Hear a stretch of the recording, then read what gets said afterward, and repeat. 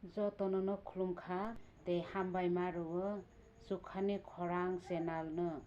ano rwchanani jora swnamwi rwmani bagwi ani bumunghlai Nomita Tripura ani para Sabrung Kolasora Uttor Toisama ang gan rwchanai o Subrai no nang pogwi mangya.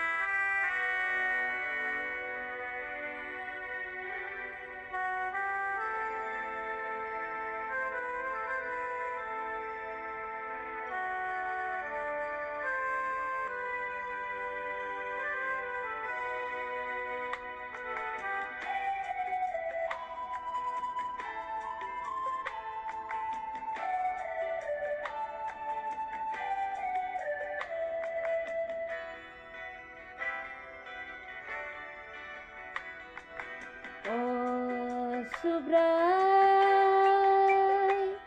no ang pogwi maya anilang manong kay tor baita saldi Subrai no ang pogwi maya anilang manong kay tor baita saldi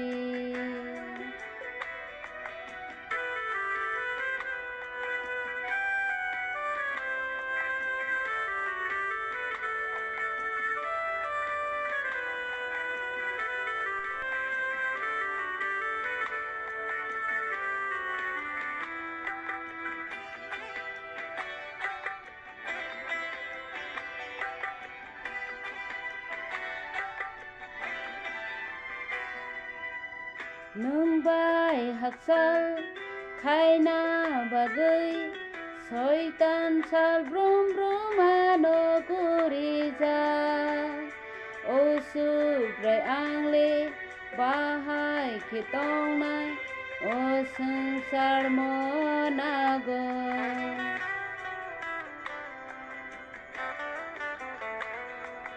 Nungbai haksal khaina bagui soitan sal brum ano kurija o subrai angle bahai khitong nai o sangsar monago Nungbai koksa probo soitan ke bengo belong na bagay khau koksa sapayo Nungbai koksa probo soitan ke bengo belong na bagay khau koksa sapayo o Subrai no ang pogwi maya anilang manong kay tor baita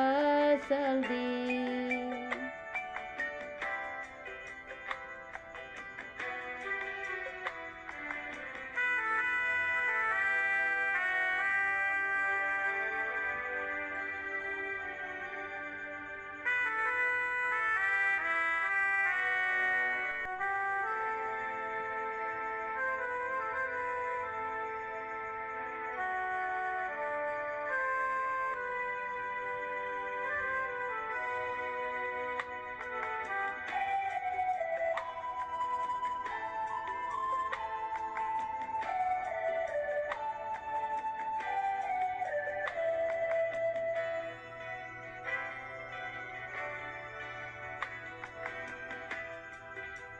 Srai mung nang zahawa khakjang makuri sukhawo simi si khakjang mamana paithang ni salo ano tapodi nung phai pruwa subra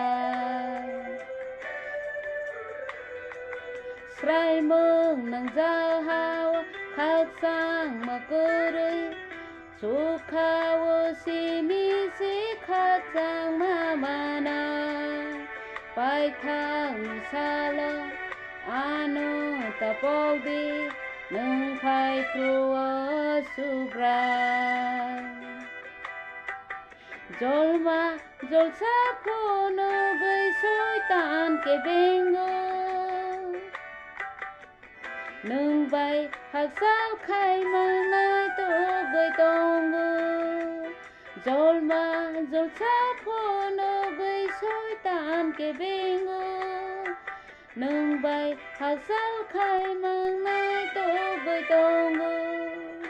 O subra Nono ang pogay maya Anilang manong Kay tor bata saldi O